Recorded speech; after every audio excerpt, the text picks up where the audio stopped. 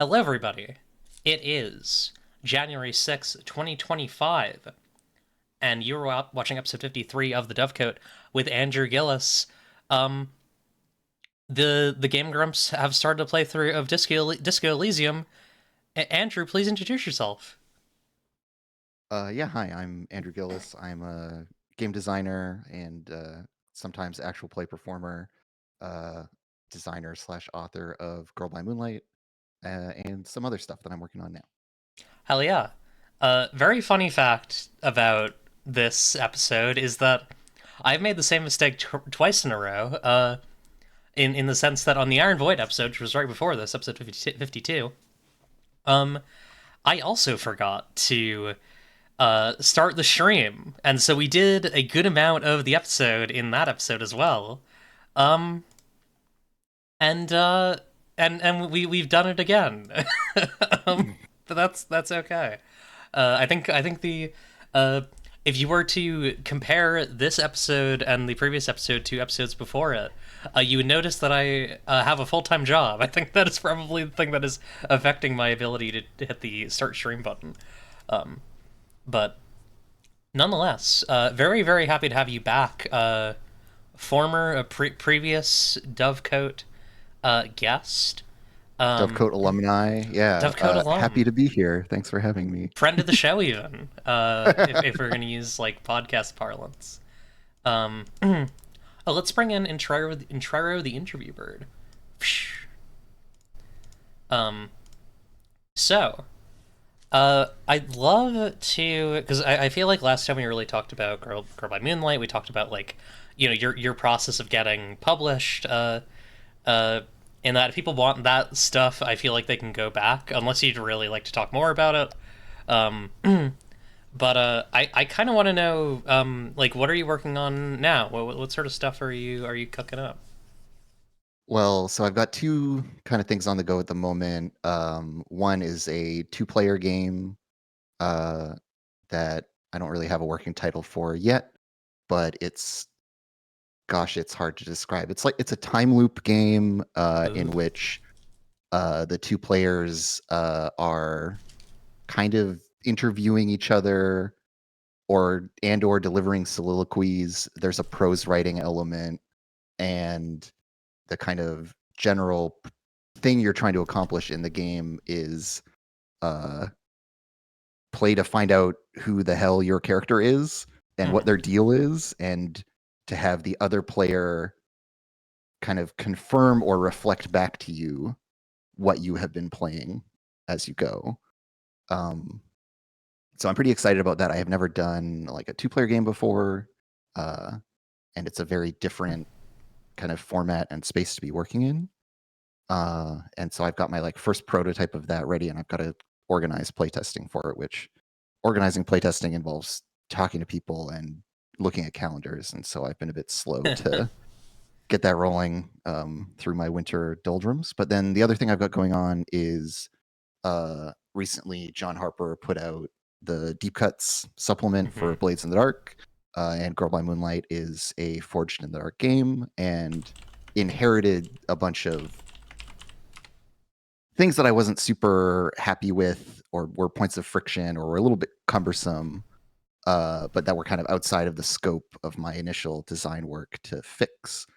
That John has since addressed, and so I am working on a sort of parallel supplement for GBM that brings in a bunch of the stuff that John put forward in Deep Cuts, in terms of like deterministic downtime, some streamlining of dice rolling, the like threat roll kind of mode that he presents in his supplement I've brought in. So a bunch of stuff like that to kind of modernize GBM out of, like, I consider it a very like first wave Forged in the Dark game, Hmm. even though it came out quite late. Like its delay was due to a bunch of things exploding in my own life. But it feels a bit dated to me mechanically, and so it is nice to be able to have this way of kind of freshening it up in that context that can come out but not feel like it's a, it's not going to be a book. It's just going to be a little digital supplement, something lightweight that people won't be bothered Girl at the by prospect of Moonlight, Deep reading that. Girls. Uh, I've been thinking about different names for it. I was thinking maybe like New Moon to go with the moon theme, Ooh. but maybe I should be looking at the girl side of things. Like you Yeah. say, maybe Deep Girls is the way to go. I feel like Deep Girls is a different supplement for Girl by Moonlight. That seems more, yeah, like there's a reason you came up with that and not me, Right. I think. um, yeah. The first game, I hate to compare it to this because I think it's like a really, I think I'm doing a disservice to your idea, which I think is really unique. But it does like the idea being reflected by like events and like things that are projected by other like other participants at a table does kind of remind me of the um god like there's all these stories of like the D&D guy, like the like chronic GM, who after Mm, years and years of, he's like entering his 60s and he's like, all right guys, this time we're going to do a campaign where you wash up on a shore and you don't remember who you are and you're level 0 and you figure out like what you do and what your class is based on like what objects you pick up and like what other people say about you. um mm. and I think there's a lot of like, I think it's extremely D&D brain, but I do think it hit on something really interesting, which you are playing with in your game. It sounds like, which is like there's a lot of space to be like a lot of tabletop role playing games ask us to like define our characters and define ourselves, and I think there's a lot of space for like definition that comes externally. Yeah, it's like a pretty fundamental uh assumption of like how role-playing games operate when you have Mhm. a character that you like have a bunch of data about them up front. And so yeah, I think games where you don't have that are an interesting challenge both to design and for players. Like I think there are going to be a bunch of things in this two-player game that are going to feel a bit stilted or uncomfortable for players. And I'm trying to not be afraid of that and like lean in and make it a bit challenging to Mhm. approach. Because it doesn't need to be marketable or financially viable, because it's just this little two-player thing that I'm putting together, and we'll probably just do it like a digital release for. So I get to have some freedom, and I'm going to take full advantage of that. Hell yeah. I also kind of like the direction of it as like not like it is not a growth game, right? Or at least like that's the vibe I Mm. get. It's a change destruction game in some ways. Although I guess it is growth in the sense that you were taking on truths, you're taking on like qualities, right?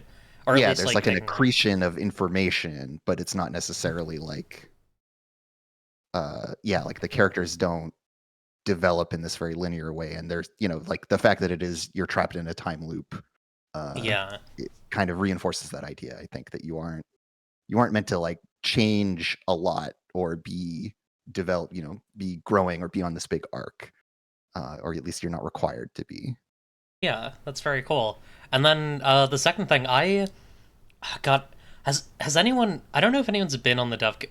I mix up like things that my friends tell me and things that people have said on the Dovecote.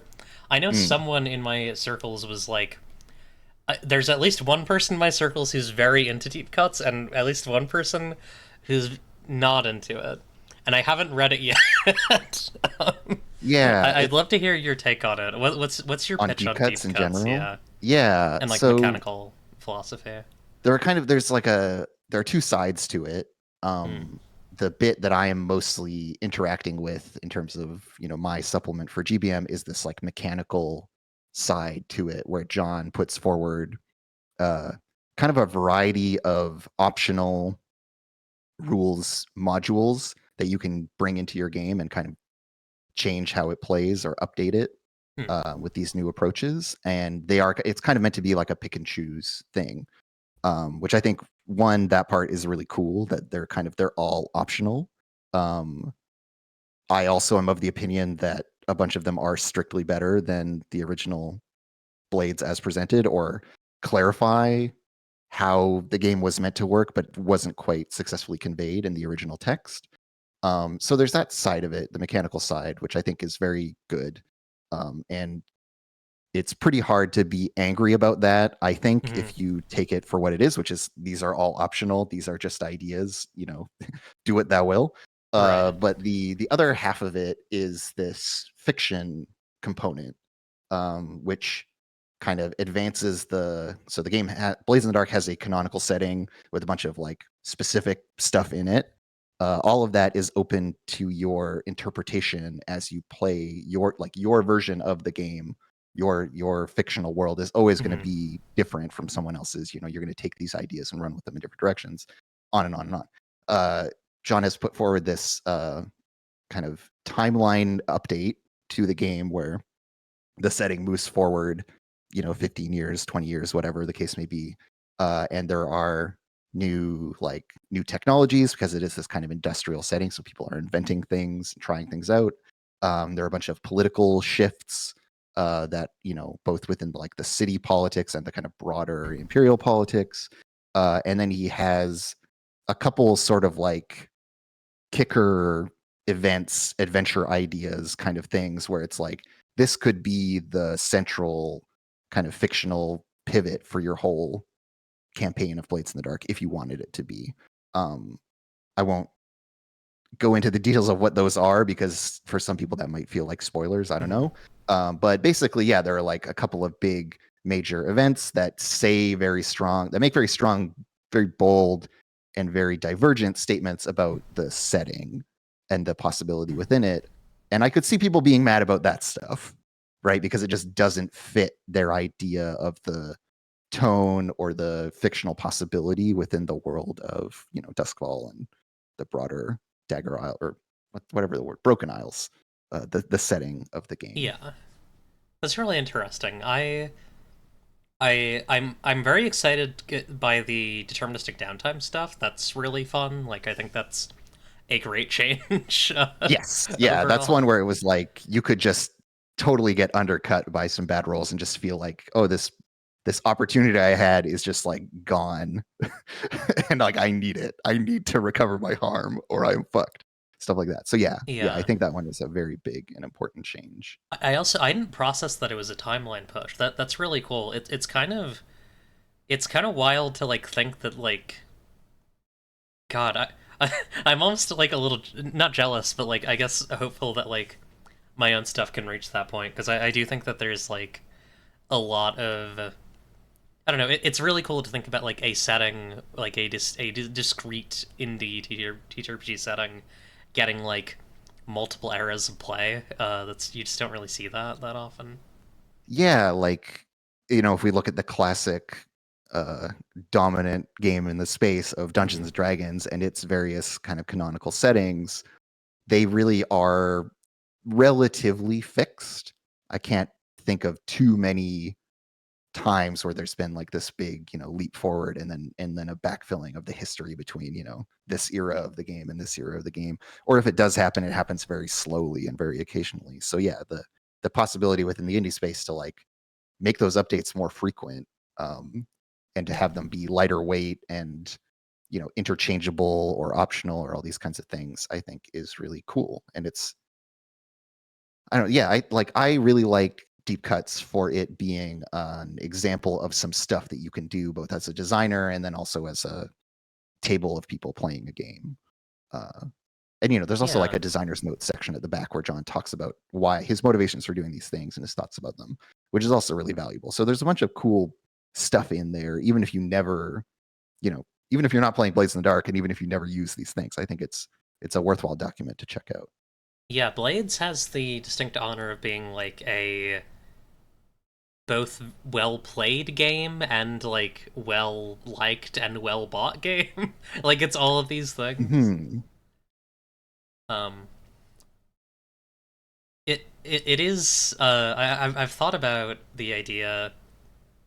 I've kind of meandered and talked about this in places, but the idea of like far after normal Sapphic World doing Sapphic World the Decline, which is like uh it's kind of like inverse in a lot of ways and also has like a bunch of like time skipped characters. Um and Oh I wow, I yeah. might take some inspiration from what John did with the Blades. That's really fun. Um Hell yeah. Have you been reading anything fun? Speaking of other games, anything that you would like to talk, or reading or playing or thinking about any other games?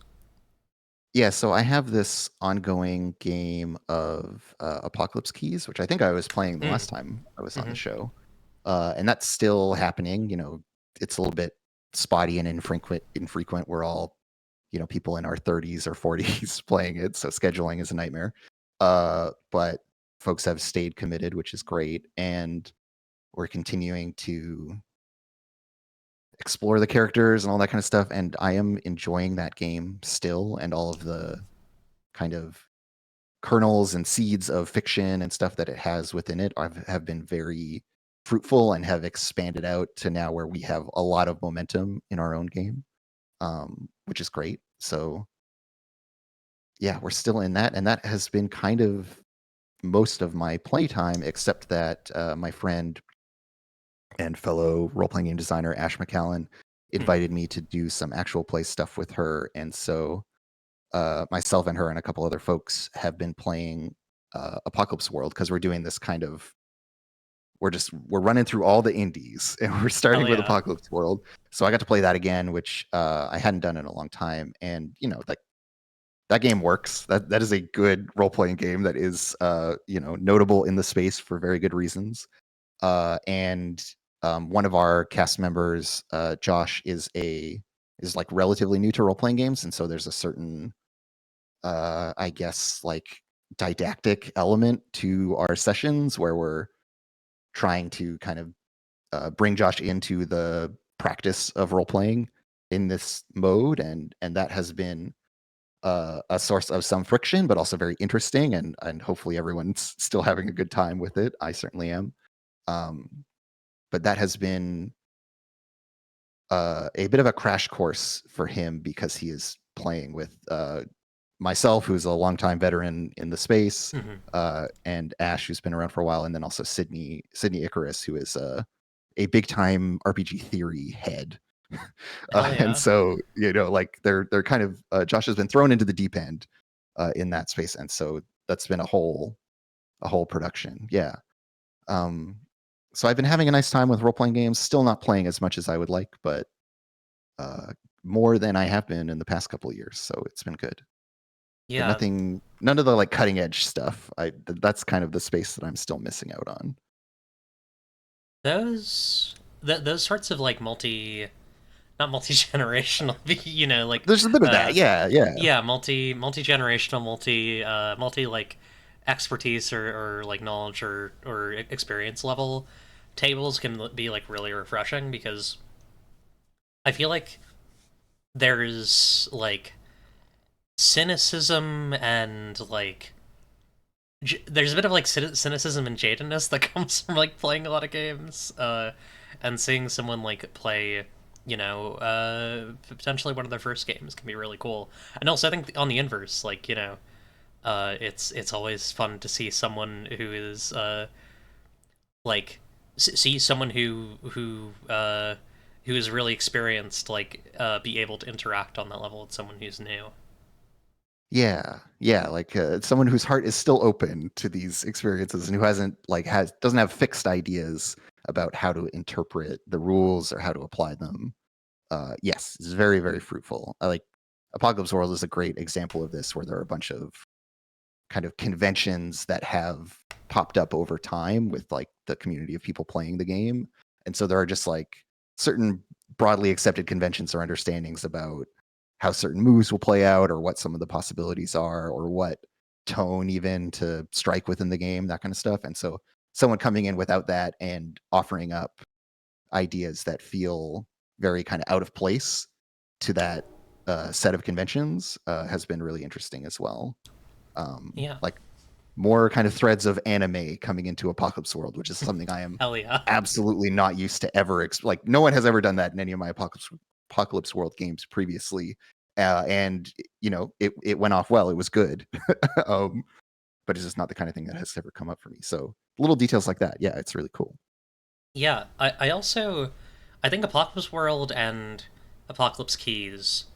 I'm gonna say first the like really kind of insincere version of this, and Second, the more in-depth version, which is what I actually mean.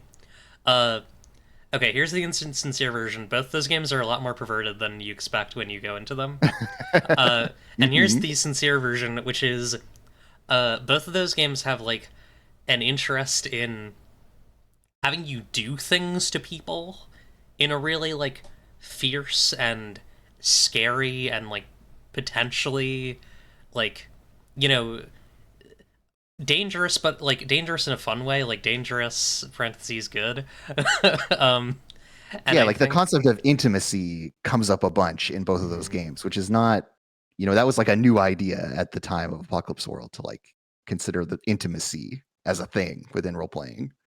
they're games with an edge and games with teeth in a way that like I think a lot of their you know I think a lot of the games between those two games, I'll say, kind of fail to hit on in some ways. Um, Yeah, Not to say that like absolutely. a game needs to be like I think you can make a completely kind of sexless game that follows some of those philosophies, like is interested in having moves like hurt, right? Like having moves like do things to people, like meaningfully, rather than like I think there's been a drive towards um either like letting the narrative be this thing that like inflicts things and you're just kind of like casting your die into the narrative and hoping that it does the right things to the right person. Um or it's like um or it's invitation. It's like, hey, do you want me to do this to you? Mm, Um yeah. and I do think that there is some at a table of like consenting individuals who are all there to like have an experience that might be kind of rocky and strange and like sharp. I do think that there is some value in like moves that just happen, moves that take things away, moves that uh There's there's an interesting thing yeah. with all of this in Apocalypse World, this concept of like consent and buy-in, which is like there are still release valves even for some of the most kind of violating and invasive Mm-hmm. moves. There are always these ways out or these ways to like consent is built into them, and they actually empower the people who are being like quote unquote victimized by the worst parts of the moves often in interesting ways. So I think the bakers are very conscientious of those ideas, and that lets them make the moves a lot sharper. Like Monster Hearts is another really good example Mm-hmm. of a game that is very, very blatantly brutal, and is often the most vicious player versus player role playing game that I have ever played. Uh, 100%. and is really messy and it's great, but it also, in subtle ways, allows people to modulate their experience even when they are being kind of attacked or beset by another player who has a very clear agenda of like doing them harm or messing up their shit. So it's really nice, and I think it gives people better permission to get right up to that you know contested edge where consent is needed. I was looking through a bunch of bloggies uh, nominees or whatever, and saw once again Jay's "I am a Yes. rules are a cage and I'm a puppy girl" Mm-hmm. post, which says a lot of things that I really agree with, and I think Apocalypse World is a great example of a game that engages in that space really effectively. Yeah. Lilith says Andrew hasn't seen how I play Sapphic World. Explain yourself. I mean, I've seen it. I've seen you make God fuck the orb, but you have to explain yourself. You can't just say that. Anyways, um, yeah, I'm glad those are both very good games. I'm glad that you're enjoying and having fun, having a laugh and a play and a good time. Well, and Um, also to your point about like the Apocalypse Keys game, for some of the players is definitely like it's their kink at like mhm. one layer of remove that we are just playing with. And certain I have made a character who is a really mean lady, and for some of the players at the table, that is like, um, Mhm. That is a very positive thing for them, and they're very happy to engage with that in really fucked up ways. So yes, it has very much been in that space that you're describing, and I Yeah. don't think that's an accident. I don't think that's just about the players either. I think that is definitely baked into the game. The one time I played Keys, I played as whatever like the like kind of like the class where you make people do things basically. I mean, I know that's Mm, kind of a lot of them, but like the one where you give orders, I forget what it's called. Um, and a lot of that for me was just like because I think we were doing a scenario that was like very like mech oriented. mm. And there was like a weird, not weird. I mean, yeah, weird. That there was a weirdness to like ordering around the pilots to do things to like amuse myself. Um, it's a good game. People should play Apocalypse Keys for many different reasons. I think uh, some Yes. really good systems ideas, some really unique mechanics in that game, and also just like you know, powers and effects are really interesting to me as a woman with my personal tastes. And Well, that's all yeah, I'm gonna say. I don't think you're. I think you and the designer are aligned. Oh yeah, Is my impression. absolutely. Yeah, yeah, yeah. I'm So almost certain. Um, hell yeah. Trying to think of anything else. Are there any games that are like coming up, out, and beyond that you're excited about that you want to tell folks about? so the way I've been getting any work done lately has in large part been through my friend Luke wanting to co-work with me. The Hmm. two of us have a history of kind of collaborating and doing some like consulting designer stuff for each other. And so I should mention their game that they're working on, which is inspired by fiction like The Terror or Moby Dick, um, and is very old timey nautical, which is great, and also very uh, very sharp in this way that we were talking about with Apocalypse World and some of these other games of cutting right to the core of the characters and by way of them, therefore the players, uh, putting the characters in really horrible situations and then asking a lot of them and their kind of recovery and aftermath of those expeditions and survival situations that they're caught within.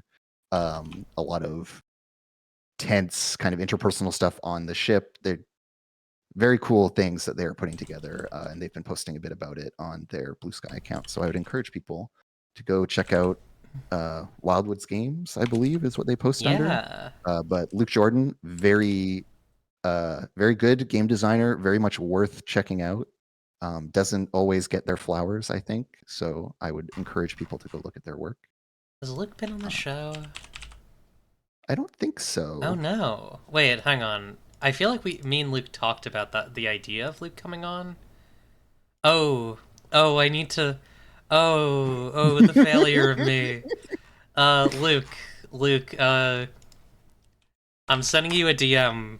I don't know if you're watching, but I'm sending you a DM just to remind myself The two of you to absolutely should talk. I think yeah. you would love. I think you guys would have a great discussion, and that you would enjoy having them on the show for sure. I gotta check back in on all that. I'm sorry about that. Yeah, we've been in a deep scheduling beast for a bit. Um, Oh, Luke is right there. Okay, great. yeah, Luke I and I didn't have even notice. This also wasn't shameless plugging. I promise.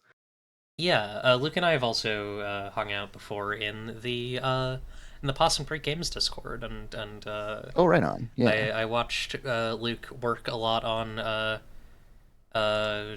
the Grand Guignol and the other one,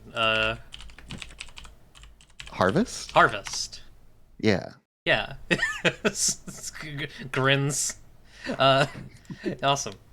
Yeah, sorry, I'm a little silly. But yeah, very cool. I've really enjoyed like Luke has such a cool process, and I'm excited to have Luke on on the show at some point in the near future. That would be lovely. All right.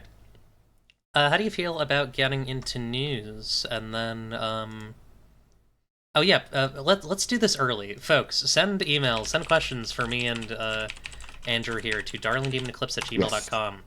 We're gonna be reading them around the end of the show, so like the last half hour or so. So please get those in early so that I have a big pile of them and I can shove them all in my belly and be big and round or whatever. I don't know. I don't know. Also, mine, I guess, in this metaphor, Yeah, I I will also guess. be force-fed questions like I'm a goose. Yeah. Uh, Yeah, awesome. this is normal and not weird. This is normal and happens on professional shows, where Absolutely. Yeah. people talk about the capital T, capital I, the industry. Um, for a moment, you know nothing, Lilith. Um, Um, but yes, I would be happy to move on to talking about the news, even as yeah. I dread the news and events that occur Yeah, in some the of this is world. bad. Some of this is like Ugh. actually like really. Anyways, Chorus the news bird coming in from oh, where Chorus was at like a protest outside of like a like one of Luigi Mangione's court dates. So As well, they should have been. yeah, um, I just feel like the vibes there are good personally. I mean, maybe not like good, not good in like a like the things that are happening there are good, but like a good in like a you know, I There's a bet lot of really funny stuff emerging from that space, at the very least. yeah, and Even if it's a little fraught politically. I feel like you can get weed there. Yeah, exactly, right? Yeah. Yeah, and that's cool. You'll definitely meet some cool people there. Yeah. All right.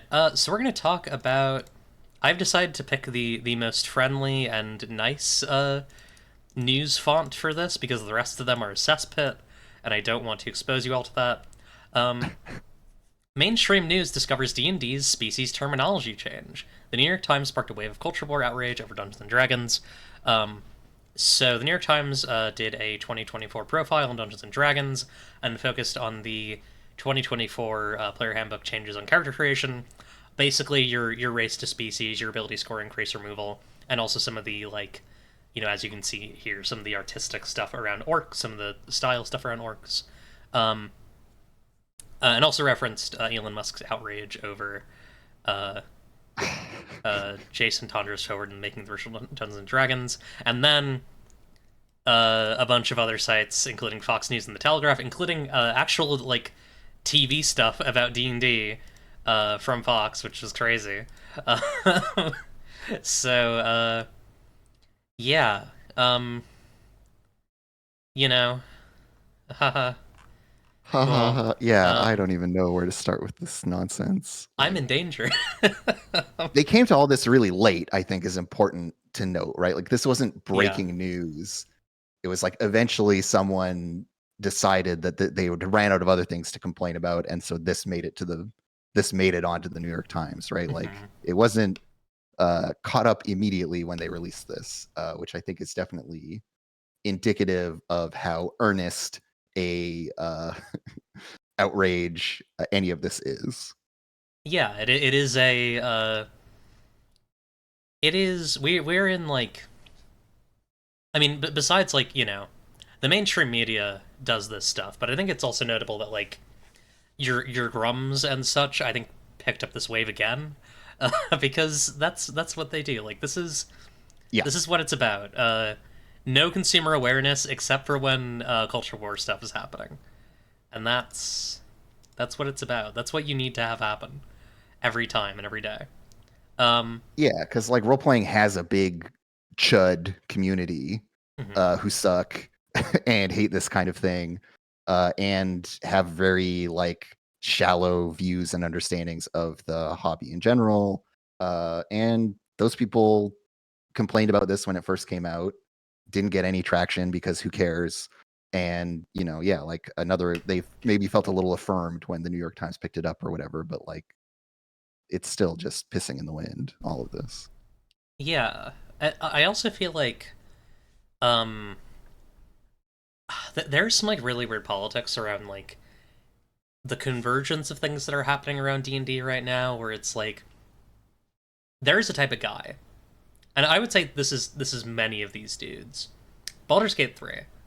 Um it it's like based on the content that's in it, these people should consider it woke.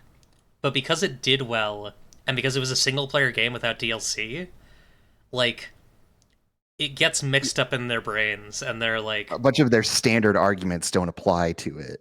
yeah. So And so yeah, now they you have kind of all fall to pieces. you have like a subsection of these dudes who are into D&D now, who are kind of just tourists. Uh, and they're like mad about this, even though like they didn't really understand what they were getting into in the first place. It's uh, I love, I love being online. There's another element to this, which is Games Global unveils exciting partnership with Hasbro. Dungeons and Dragons: Tales of Riches among highly anticipated iGaming IP releases for 2025.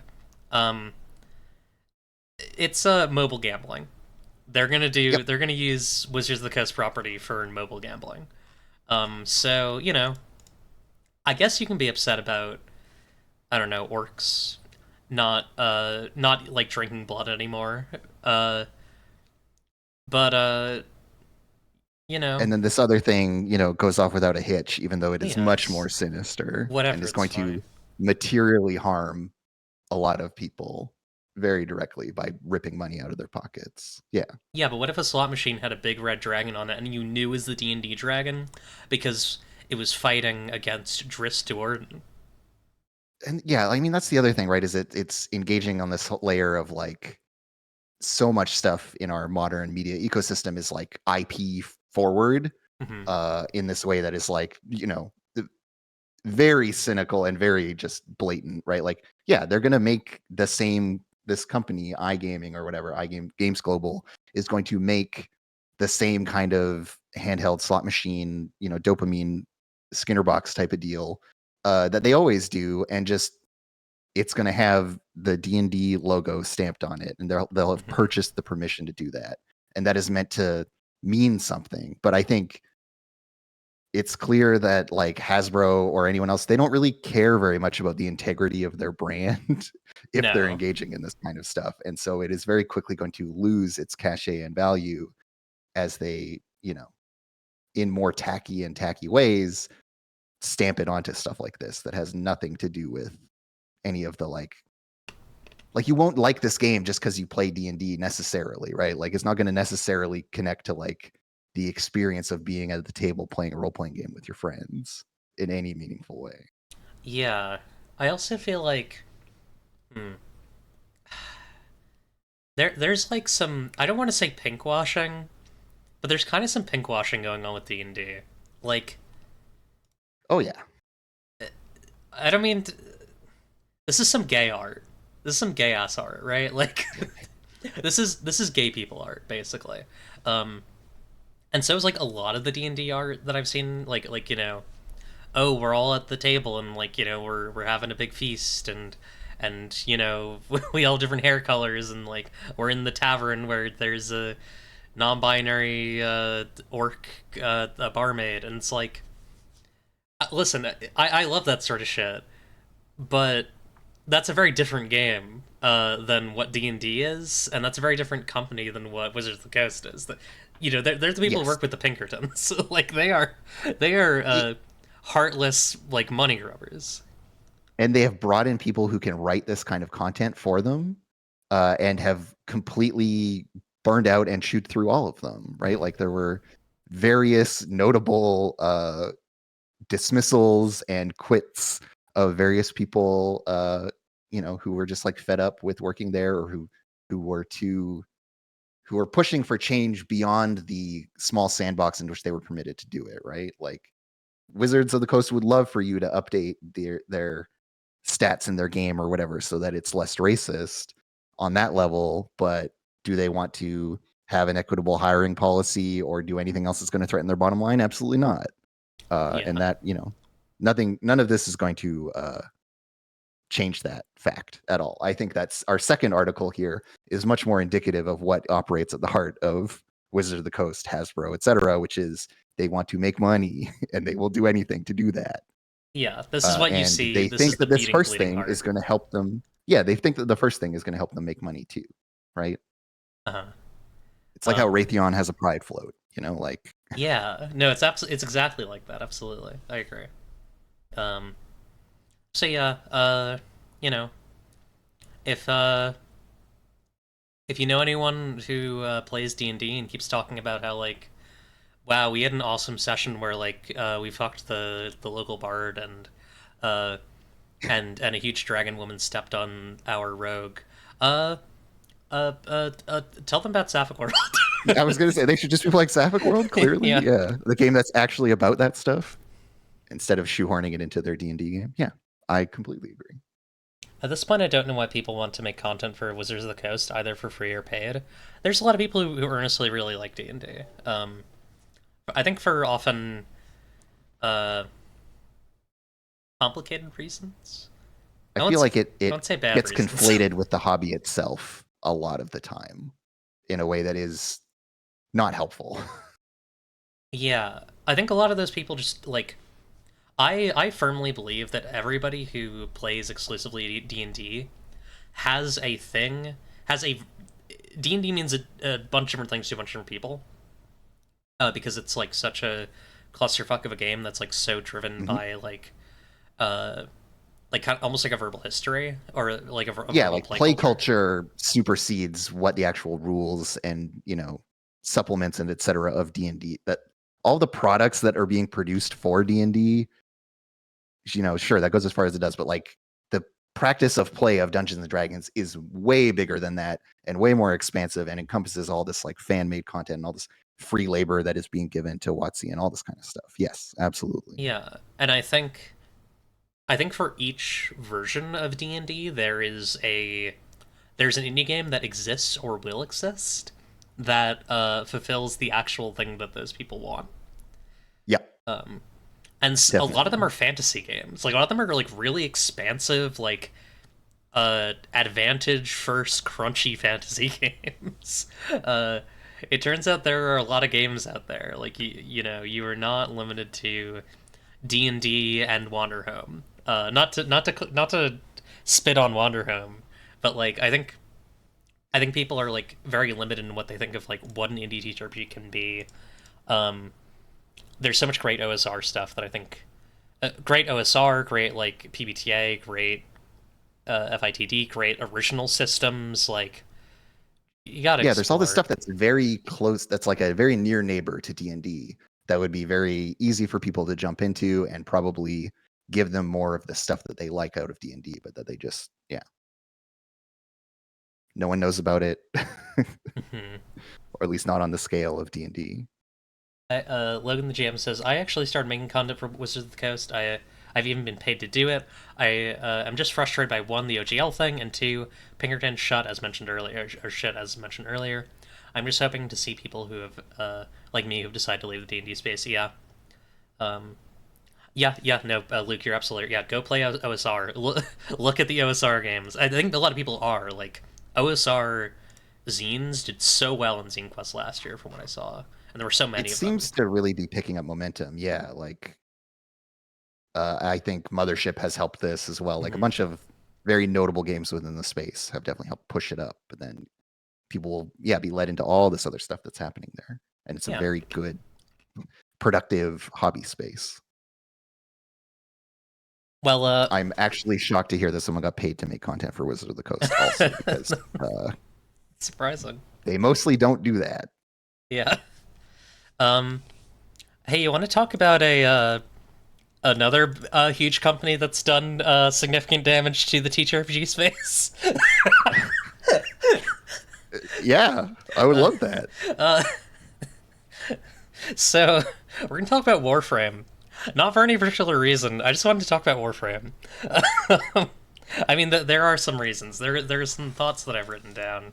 Um, There are plenty of interesting things to talk about with Warframe, and it just so happens that I am also, on some level, a Warframe sicko. So the two of us yeah. can put our heads together. It intercepts like I guess. Do you want to talk first about like the weird places where it actually like directly intersects with TTRPGs?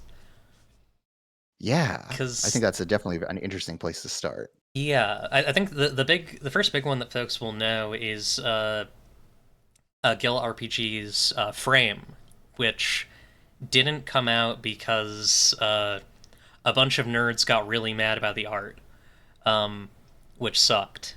Um,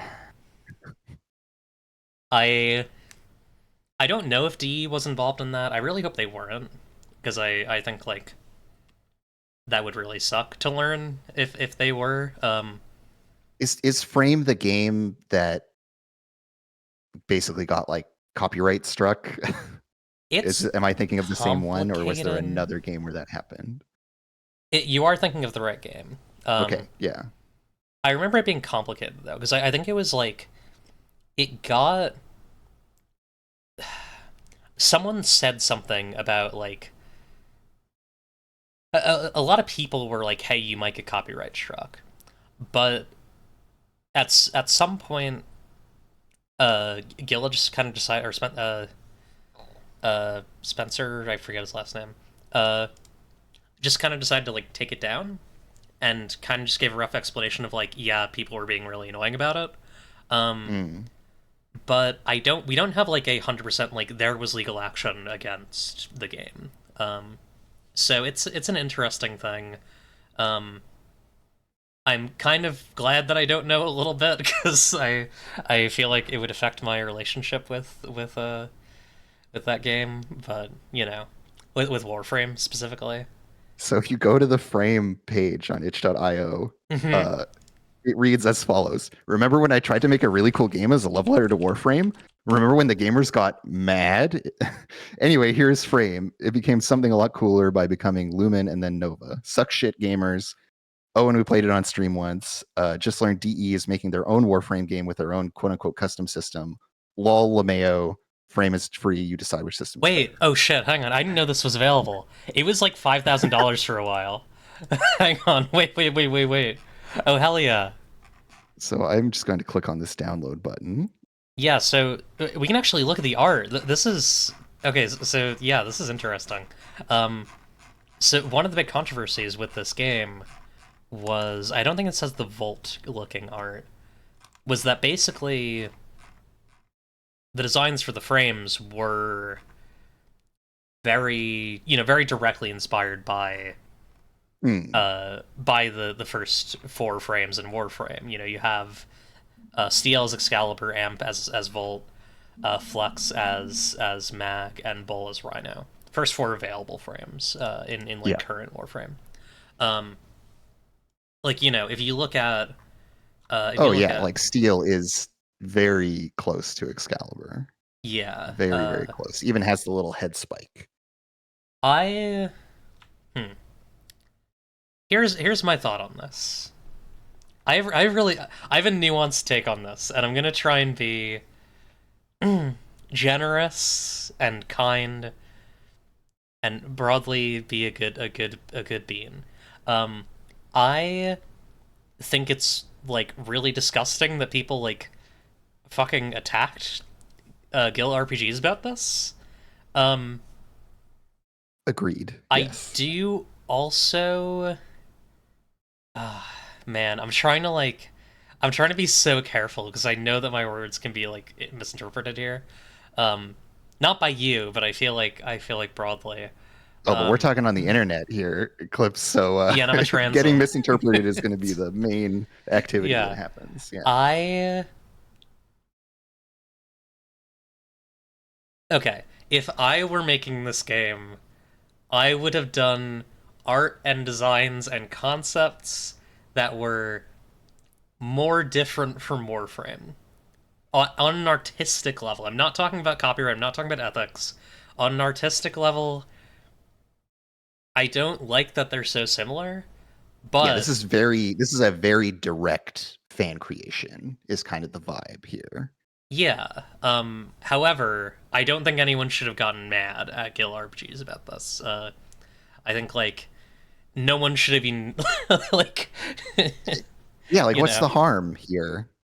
I am a distant I am from the distant future. I'm looking back on a cultural relic and giving my perspective on its subjective qualities.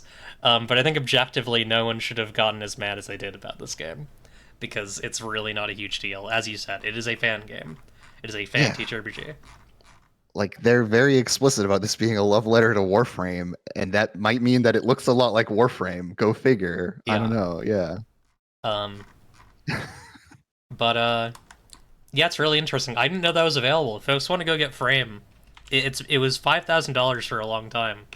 Um, Are you being literal, by the way, when you say five yes, it was thousand like dollars? five. It was $5,000. That is that's a flex. It's really. I have a lot of respect for that move. I think it's really good. Um, You want to be mad about it? Fuck you. You don't get it. Yeah. yeah. Oh wait, what's going on here? Oh, I shouldn't show that. So why did I show that? Anyways, thank you, folks, for grabbing Your Beheld's Hard Hanukkah bundle. Mhm. uh, so this Warframe game thing, it's kind of a custom system, but it's weirder and worse. So they did a stream where they Where they played this game, right? They did like an yeah, they actual played this play. game. It was D&D. Like it was Dungeons and Dragons straight up. And this is Uh like the classic corporate move, mhm. right? Like many times this has happened. There are many such cases of people basically making a sort of D&D adjacent or like D20 system RPG for their product that sucks and everyone forgets about it. And then, they had an opportunity where they could have employed a cool and interesting designer to make some bespoke thing for them. They don't do it. Yeah. I actually I haven't mentioned this. Me and a friend, Phantasmacora, have started talking about doing a Warframe-esque TTRPG. Um, Specifically, kind of, it's going to be three-player, where one person is the operator, one person is the frame, and one person is the world. Um, Mm. and it's like very interested in the both the like violative, necromantic, and like sexual and liberatory act of like creating and like integrating yourself with a like an imprint of a dead person, um and like turning them into a work of art for your own, perhaps for your own amusement, perhaps in shame of what you have to do to save the world. um but And that it's also an implement of like spectacular oh yeah, violence. that is the other element of it, is you're just like, uh we've decided like the way that you decide like the way that you complete um blah blah blah uh the way that you like complete like missions is basically like like million HP planet. Like you are Mm. you're just throwing dice together and adding like multipliers until everything is dead. Um, and then there's also just going to be like a bunch of like really weird like kind of like it's going to be a mess. It's going to be a mess of like weird crunchy like super crunchy numerical stuff and like really like personal emotive uh like gentle stuff, but I think it's gonna be Well, fun that's at the very same true time. to the But source material, right? Like on both yeah, counts. I think that cognitive dissonance is really fun. And that's like that's why I don't think the D&D thing really makes sense, because it's like, I mean, I get they're not playing as Warframes, but at a certain point you have to like decide not to play as Warframe, or you have to decide to play as Warframes, right? Like that is the most interesting thing in the setting, I'd say. Yeah, there's this really funny thing with this game and the studio making it where and I threw into the notes this quote, which I haven't got the exact wording of it correct, Hmm. but at the Game Awards, Rebecca Ford, the kind of lead designer, or whatever her job is, director, was on stage and at one point kind of offhandedly said like, we don't really know what Warframe is, but we're Hmm. so delighted that everyone's kind of coming along with us. And like, yeah, girl, we know that you don't know what your game is, because like we look at it, we see it. It is such a chaotic jumble of like disparate ideas, and is wanting to get at stuff that its gameplay isn't really going to ever touch. Like all of those things you were talking about like the intimate and kind of violative connection between the operator and their frame. that's cool and juicy, and that's like that's in there, but you don't play that in any way. You just you parkour around blowing up everything on the screen for billions of damage. Mm-hmm. And like their game, they're kind of stuck with the game that they made however many years ago when they started this project, and it doesn't suit their ambitions today, which I think is a very difficult and intractable problem that they have landed themselves in as a live service game. Yeah, it kind of works though. Like, I, I mean, I'm still playing that shit, so like, yeah, there's good stuff in there, but like it's weird how it all comes together. I think like the honestly, I think the key for that overlap is the radio, is like the radio comms that you get from different characters. Like you know what, like the weeks where I was doing Dimos, the weeks where I was doing the Intrati labs, which are like for folks who don't play Warframe, the Intrati labs are like this late game area that are the laboratories of this like horrible, awful like uh, a mad scientist dude named Albrecht Entrati who's gone back in time and like created the void. He's a mess, but He's getting also up to some bad business. his sort of caddish boy wife or Good old Lloyd. 60-year-old male wife, I guess, is still there, like mourning A him. man who has never experienced twink death Yeah, somehow, he's still unaccountably. there. He's still got that boob window. Yep. Um, but him and Albert Contratti's like animal experiments are still present. And all of the missions that you do, you have to grind the missions quite a bit in Warframe to like get anywhere in the game, and all the missions have dialogue directly, or uh, they have like radio correspondence with or from Lloyd and The various other lab animals. yeah, and it's like that has kept me kind of ingratiated and like intrigued, or it did keep me ingratiated and intrigued with like those characters as I went through their storyline, as I got like standing ranks and like you Those know lab animals have the most poignant story in the whole mhm. game, and they're a bunch of weird little critter dudes with funny voices. Like they are on their face such joke characters, and then their whole story is just like incredibly sad and fucked up. If you It's kill so him, good. if you kill a million robots and weird guys made of stone, you will learn that the true answer to to, to contending with sort of the loss of a god figure in your life is to change profoundly. Well, and to have been like uplifted out of kind of animal intelligence into sapience, Mhm. but afforded none of the rights or privileges of other sapient entities. Yeah, God. Um, Shit is wild. Yeah, like they it's take these huge swings in the game with their storylines that I love. Like I yeah. absolutely loved that section of story. It was so good. I'm a big fan. And then 1999 has been, I don't want to spoil too much about 1999, but like uh really bizarre swing. I'm not even sure what they're doing with it.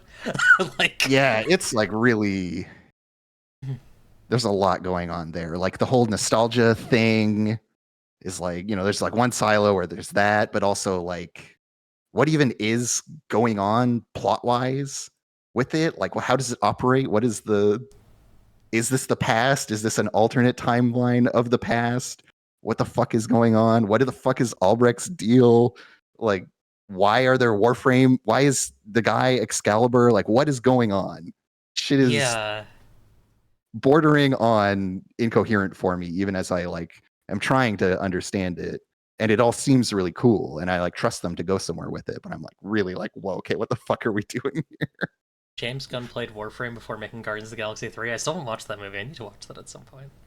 Um I like so I remember like it was like TennoCon like 2022 or something where they were like, here's Whispers in the Walls and here's a little tease at something new. Warframe 1999 coming at some point. Um and so you go through Whispers in the Walls and it's like, oh, okay, so all of this is leading into 1999. Like, there's going to be some huge revelations there. And we're going to learn a lot about like the setting and like like this is going to be a big deal, right? Like we are going to like Yeah, understand why we're we're finally doing. going to get some answers. Yeah, why are we Haha. hooking all this into Albert and Trotty? I mean, besides like the Void stuff, like what is Albert's role in all of this? And we are in the like first chunk, like the Warframe 1999 that's out is like it feels like kind of the first bit of Warframe 1999, It's like especially because chapter like one. Yeah. yeah, because they also didn't include the Coda, the like boy band, infested boy band guys. Um, but I finished it. Like there's a quest and there's a finale quest. I finished all of it. I still don't fully know where they're going with the story. I Yeah, like and presumably because you play the end first, and then you get like reset to almost like a year prior to that. So mhm. they have that whole space to kind of fill in with this supplement, presumably, right? And then it's you it's got to more like complicated resolve than the that. world blowing up. I mean, yeah, maybe it goes even more, but like my initial impression is like, okay, we've got like they can fit a lot within that space, even if they just limit themselves to that. But more to the Yeah. fool me for thinking they would ever limit themselves to such constraints. Well, the thing is like so in real life, every week is a season in Warframe 1999. So Oh, like the loop is canonical, I guess is the thing that I'll say. Like the loop is happening and they know like characters know that right. it's We are happening. playing it out over the weeks. Okay. Yeah, Yeah. it's weird. But yeah, what was my point with this? Oh yeah, how do we relate this to TTRPGs? I I think mean, sorry. Yeah. Go ahead. Go ahead. sometimes you gotta swing a little bit, and you can have a little fun with it. I think personally. Yeah, and I think this kind of storytelling like works better in role playing games in a lot of ways because the players and if there's a facilitator who's responsible for all this stuff, they can focus in on the parts that interest them and they can adjust their play and the mode of their play to suit whatever themes kind of stick out to them or whatever, right? It's a much more flexible format for storytelling. So if you want to have these like fragmentary stories that are given to you in little bits and pieces, like some great examples of this would be, like Dark Souls lore, right? Where it's all in like item descriptions and shit like that. Or I guess Destiny kind of did the same thing too. Uh, that kind of stuff works great in tabletop role playing games. And those things are very, very fruitful because you have if you can inspire people's imagination, you never have to disappoint them with a payoff that doesn't align with it the way that a computer game will have to at some point. A game They as will have to service. settle something into canonicity, and that will be divisive, right? Some people will like it, some people won't. It won't be the story that everyone thought was going to happen. Whereas in role playing games, you're not subject to that uh, downturn. You can just let people spin themselves into whatever story they want to, which is very powerful. Yeah, I very much agree. Like I think there's so much potential for like leaving a lot of questions open and like having things that are like really discordant in TTRPGs because I think you're absolutely right. Like players and GMs and facilitators and whatever else will they will create that connective tissue. I think there's a limit to that. Like I think you should be somewhat kind to the people playing your game and I'm personally a very big fan of like triangulating like mechanics to like text or to like fictional concepts in TTRPGs. I know some folks who are less interested in that, but I like doing that. I like having like you know if a character is named, I like them to have a stat block of some sort, even if it's just Mm. like their name, their pronouns, and like three italicized little like you know this The character is adjectives about big, them, big, yeah, ugly, and scary. Um, yeah, in sort of very your Blades good way. shorthand. Yeah. Yeah. But yeah, I think I very much agree with you that like I think uh TTRPGs are a really good place to explore that sort of writing, that sort of clusterfuck writing. Yeah, and I think the key to making it land is to you can have these kind of very disparate, even contradictory bits of setting and kind of fiction that you put forward. Um, and then you have to give the players mechanics that will facilitate the addressing of that discordance or of that blank space. You need to give them tools to help them fill it out.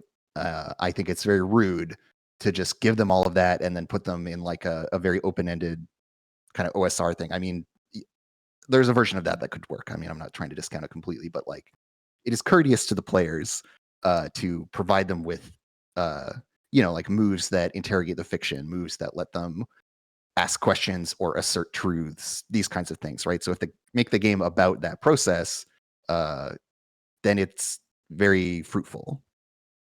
Give I them think toys. if you do D&D world building that way, I think you're going to get into a lot more trouble, is what I'm Yeah, trying to get at, I guess. Right? for Because it real. does not afford you the tools to deal with that stuff. And its mechanics need a bunch of support that discordant world building does not provide. So you need to make sure that those things align. Yeah, I agree, and I also feel like there's a question of like time and like man hours, like almost. Hmm.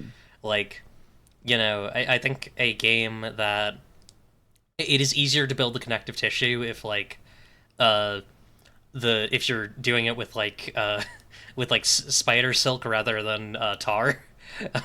Yeah. And I feel like trying to like work through like D&D's like challenge rating system uh and like it's 10 trillion object stat blocks is like going to be a lot harder than uh you know picking like a or writing a like very simple like when if or like if then for an NPC Yeah. or Yeah. Like a much lighter. a little move or something. Yeah. Yeah, absolutely. Hell yeah. Do you want to? How's about we take a break, then talk about the new year, then read mail, then get out of here? That would be great. Yeah, Hell yeah. We'll be back in how's 5 minutes. sure. Cool. All right. See you all in 5.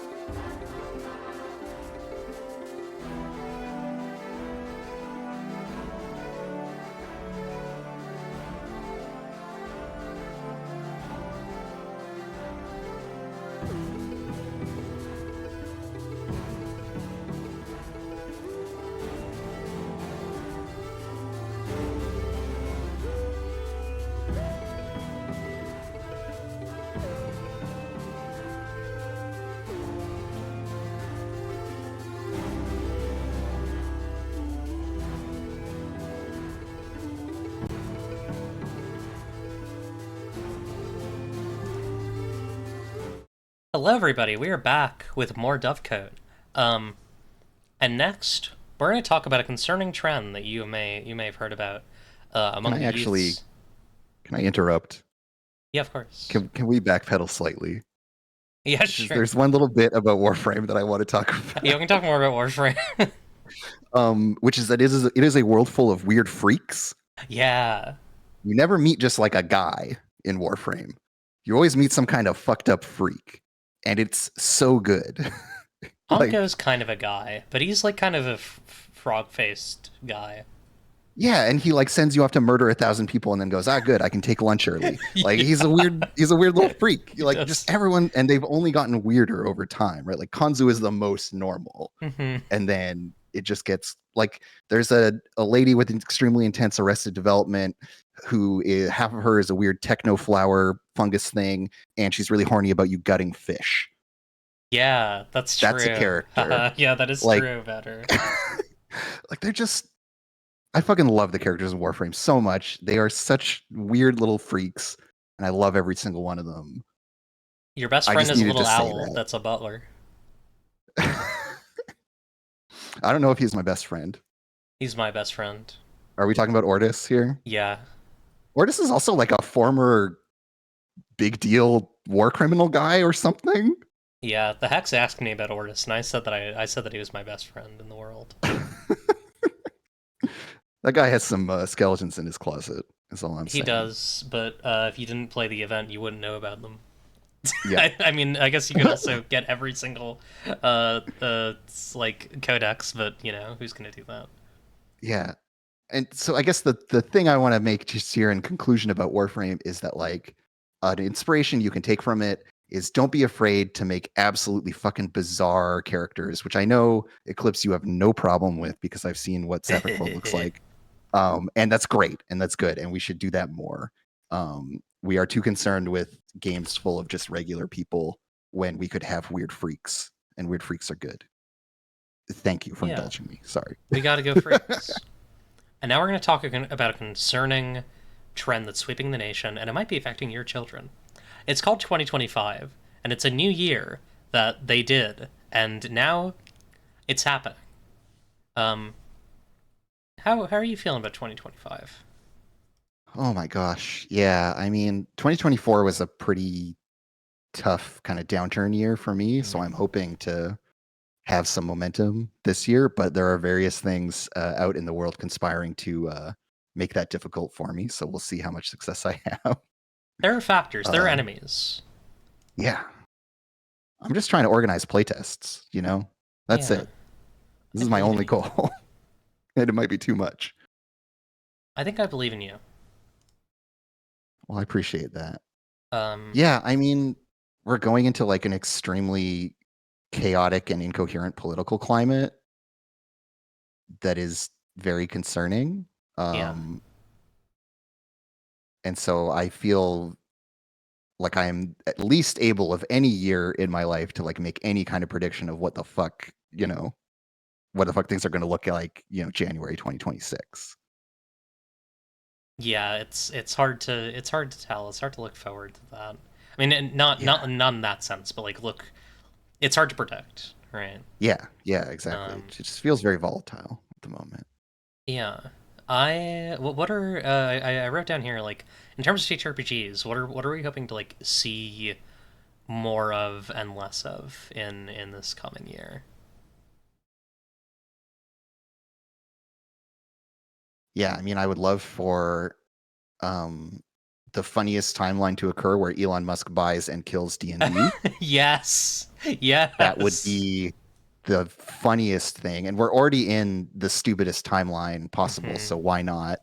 Um, but I don't think that'll actually happen.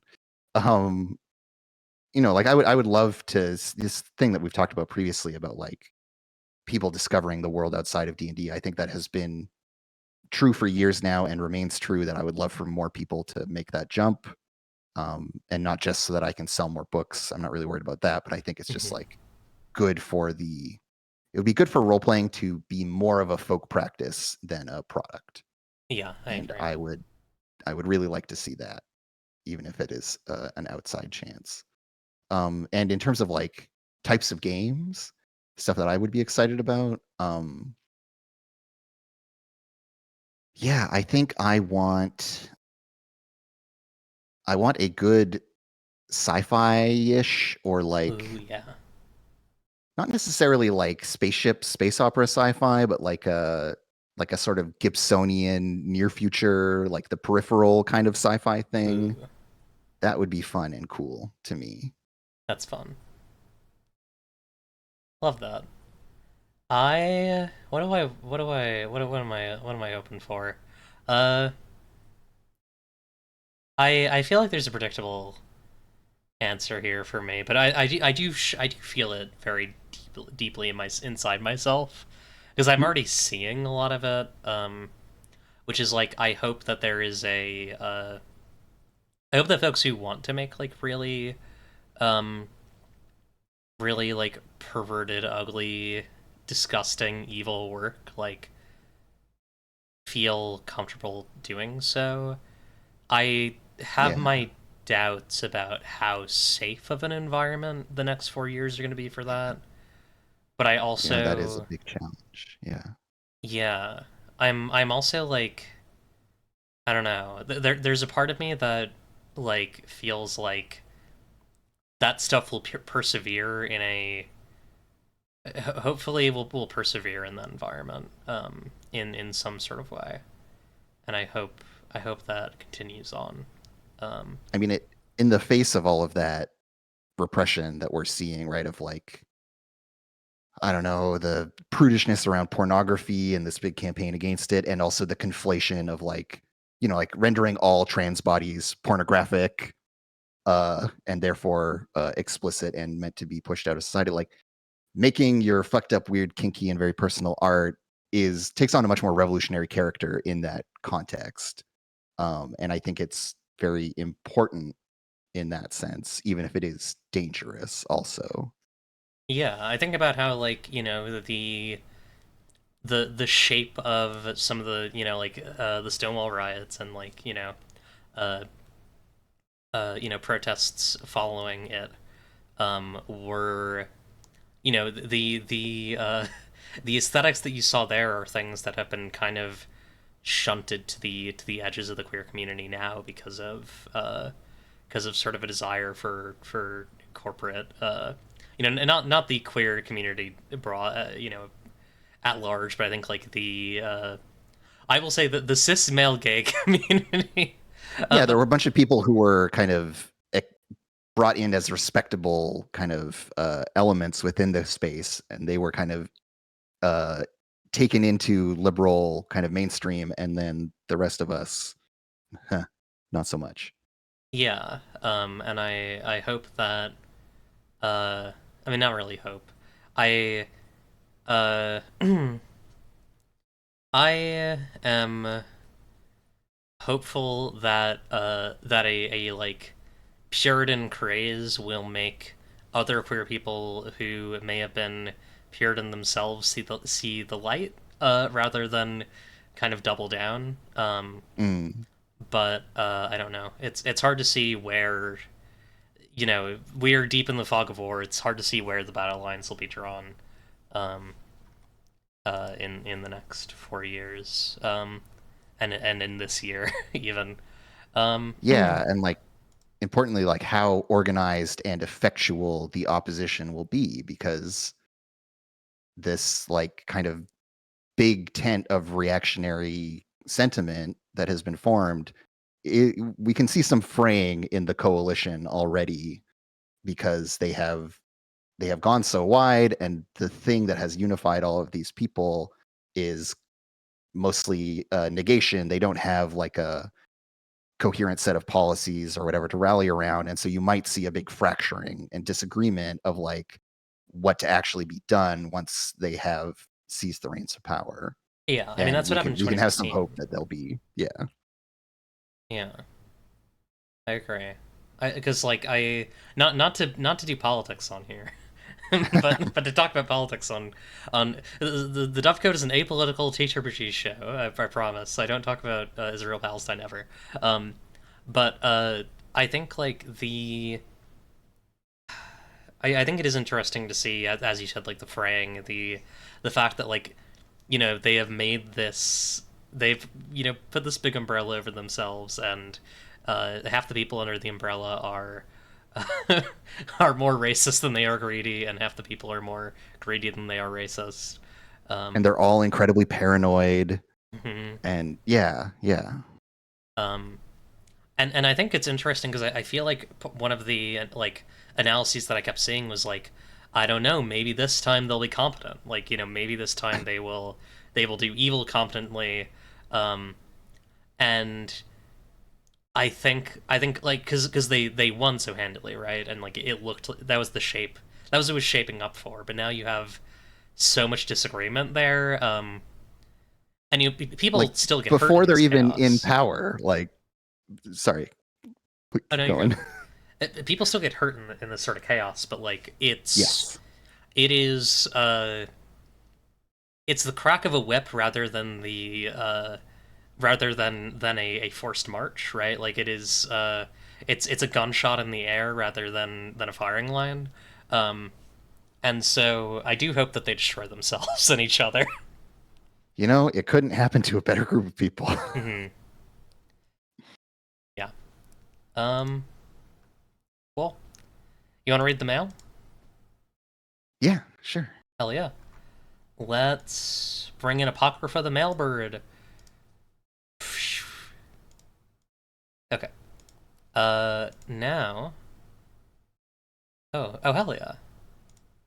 Oh, sorry. I just realized that I just got an email about Solo but not Alone 5. Awesome. Okay. Um, so we have questions from Luke Jordan. Um, Oh, let me post these. I'll send these to you. Um, so we'll answer these one at a time. Let me contribute to the question foie gras process. Question one is what trends in. Oh, hey, this is actually very similar. That's fine. hmm. We can talk about this a bit more. What trends in design/publishing do y'all predict are coming this year? I think we'll skip two because it's very similar to what we already talked about. Yes. But Yes. one we can talk about. Prediction I think is interesting. Hmm. I could see a lean towards the capsule game, a lean towards sort of Zeb-like stuff. Games with like characters and chapters and like places and like you know uh Specificity in their specificity, observable presentation, right? objects. Yeah. Yeah, that's my thought. Yeah, I definitely think that there's, like if you look back, these are by no means a new concept, but I like that they're having a bit of a resurgence or that people are excited about them right Hmm. now because there are lots of cool games in that space and they are more, I don't know, like as the author of them, you get to do a bunch of the fun stuff of playing games a little bit up front, which is nice. So I think making them is also a good opportunity for people. And you get to see just a little more clearly what a designer is on about and the kind of imaginary that they are working from, which I think is really fun. Yeah, I agree. I I think you definitely hit on something interesting there, which is like yeah, like part of writing these is kind of play, right? Um, and I do also think like on the like GM end or like facilitator or whatever other end is interacting with this stuff, there is a like for some people a degree of relief because it's like, oh, I just have to focus on performance. I don't need to focus on like I just need to read the notes for this thing and then Yeah. perform it well. I don't need to think about like improvisation or like creation. Even though what's funny is that, of course, like these games are just as creative for the players as anything. It's just Hmm. that rather than, like they're spinning off of a prompt rather than injecting something whole cloth. But I think these games trick you into doing creative stuff more easily or more effortlessly in a really fun way. Because yeah, like Yeah. you can convince yourself, oh yeah, I'm just focusing on performance, but you're still that character is your spin on them. It's always going to have a bunch of things that are born of your creativity, but that feel easier because you have been prompted, or that feel easier because you have something to reflect against, or whatever. So I always really like that format. I love interpretation as an operation of play. And so, yeah, capsule games, great, big thumbs up. I feel very similarly, but I would just be reiterating what you said. So uh, I feel very strongly about that particular, like that element of it is very near and dear to my heart as someone who is like, had a lot of my friends run Sapphic World for me, and it's like I am very attached to their interpretations of some of the characters that I've written. It's very pleasant.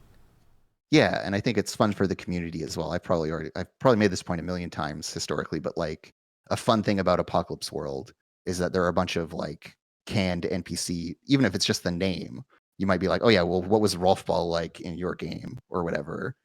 And there's enough of a shared language to then talk about your kind of actual play of the game in a really fun way, which I think is very cool and good and fruitful, and builds community around your game in a way that you might not otherwise. Yeah, it's why people love their Lancer mechs. I mean, like they're not Oh necessarily yeah. as personality full, but they manifest all that personality through the way that they play. I'd say. Hmm. Um, Hell yeah. And then we'll answer this third question because we're skipping the second. Who is your favorite? Who is your personal bloggies winner in your heart? Hmm. Uh, I. well, we haven't seen the theory ones come out yet.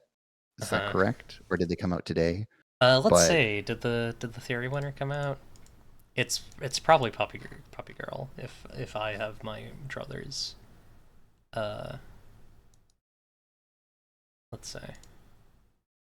Oh wait, no. Yeah, it's looking like it's in praise of legwork versus the 1 HP dragon for gold and silver. hmm.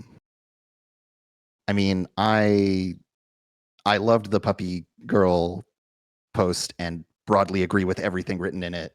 Um, and so I would love to see that win because I think it's very just like cut and clear, good insight. People should take that in, and it should get read more. Hmm. But since I get to be pie in the sky, I am just going to put forward Sydney Icarus's blog, uh, the Daily Blade that they have done, where they are just doing this lengthy series analyzing everything about Blades in the Dark in this very granular way that gets into a lot of important theory and motivation of play and stuff like that. I think it is a uh, extensive piece of RPG theory work, and that those are very hard to come by. There's not a lot of like formalization or education available within the design space, and this is a rare example of that. And I think it is a precious treasure that is probably going underappreciated. Hell yeah. Um, this is gonna be a controversial one, I think, a little bit, um, especially among some of my peers. But I do actually feel fairly strongly about this. Um, I I don't know if this was included in any of them. I would be surprised if it were because it's like so contentious. Um, Let me remind myself of what it was called. You know what? I'm gonna be nice and not mention the. Let me see here. Yeah. There is an article by Marcia B that talks about a game that plagiarized Ultraviolet Grasslands and Vaults of Varn. Um, Hmm. that the article did lead to this person like basically vanishing uh their entire storefront. Um, I don't Oh think this wow. is a choice that they had to make, personally. But I understand why they made it.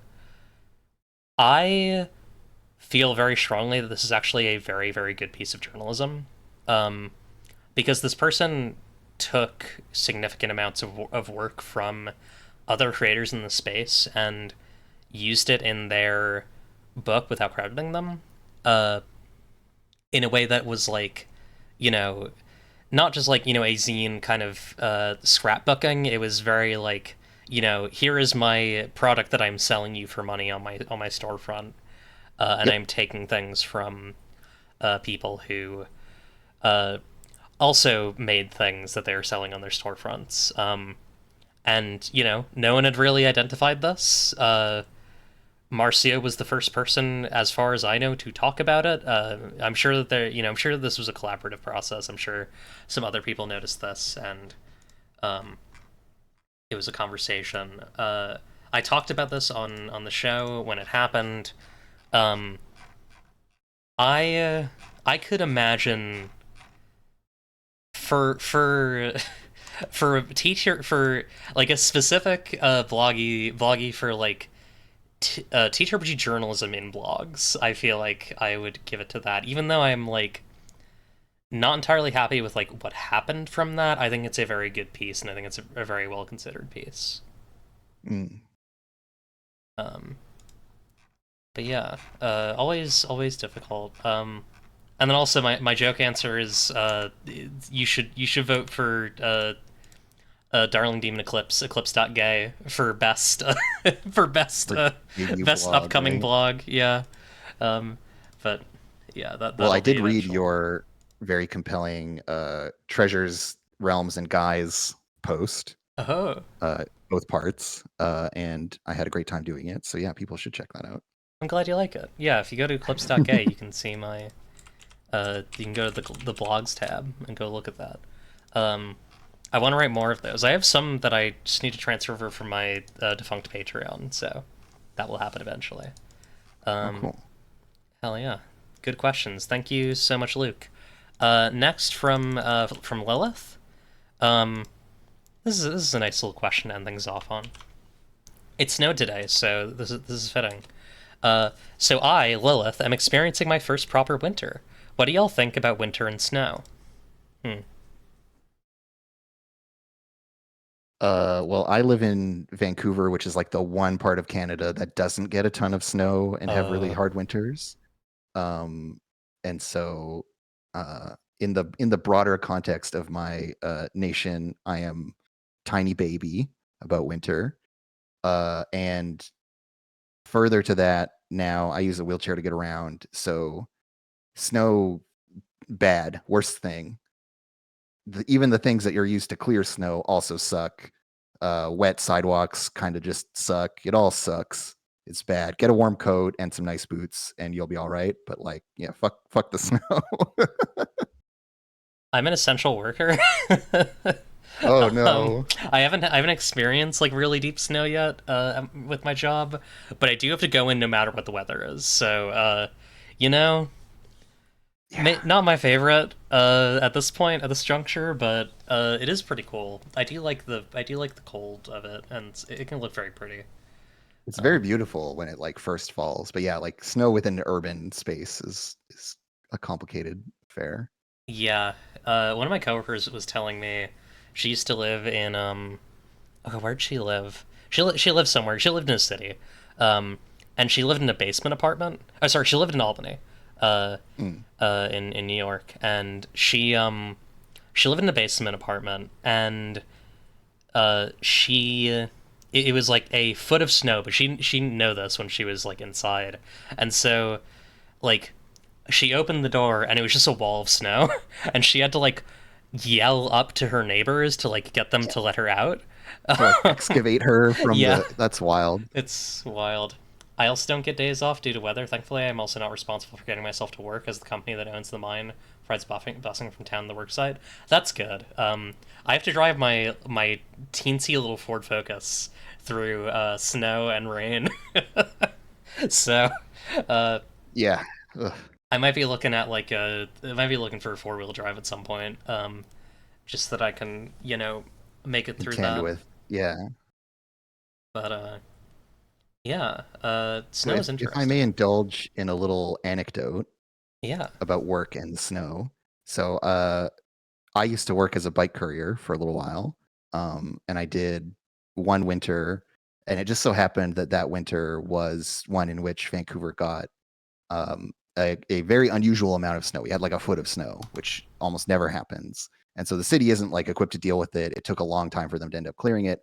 I still had to go into work as a bicycle messenger, and that was a wild day. And there was very little work, and so I got sent on this run that was I don't think my dispatcher realized it, but it took me from the financial district into the actual port itself. Oh, Um, and none of that had been cleared, and the port area is like completely separated from the road grid of the city. Only large trucks and stuff drive around there. It's like an industrial area.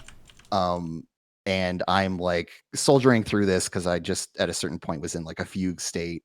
And because of the snow, I couldn't see the train tracks that were crossing the small road that I was biking along once I was in the port kind of area. And rubber plus wet steel, they don't get oh along. My bike no. just like launches out from under me. I fall to the ground, Oh, slam my knee, kind of reactivate an old injury. It was very painful.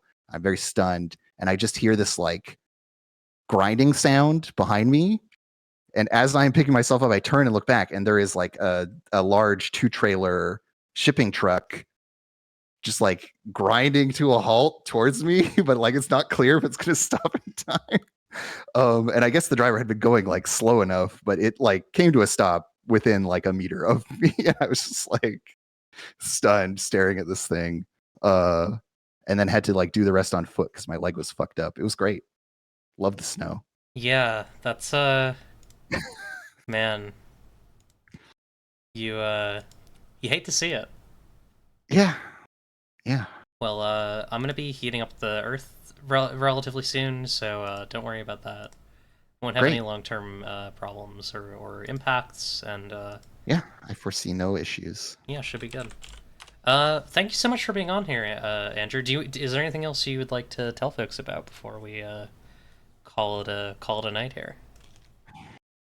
No, I think I have kind of organically plugged a bunch of stuff that I'm excited about, as well as my own work up front. So, yeah, just thanks for having me on. It's a pleasure, and I look forward to watching the Dovecote in 2025. Hell yeah, I appreciate it. Thank you for being on. Also, go grab Girl by Moonlight, folks. On Yeah, It's also on it's a pretty sale. good game, and I'm updating it to make it a better game in the near Yeah, future. very cool. I gotta raid someone. Who is on who I feel like folks here would enjoy? Um, do I raid the dog? Oh god. No, I'm not raiding the dog whilst she plays Roblox that she's been paid to stream Mm, by Roblox. That's not happening. Um, oh god, there's really not a yeah. lot of um I'll raid Pokey's Crypt. Because Pokey's a freak like me. Um, and I feel like there's probably a little bit of crossover there. Go say hi to Pokey. Pokey's playing Yakuza Like a Dragon Infinite Wealth. Um, and have a good night, everyone. Bye.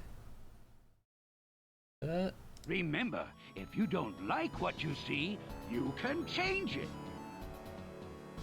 It's up to you, really. Goodbye, good luck, and have fun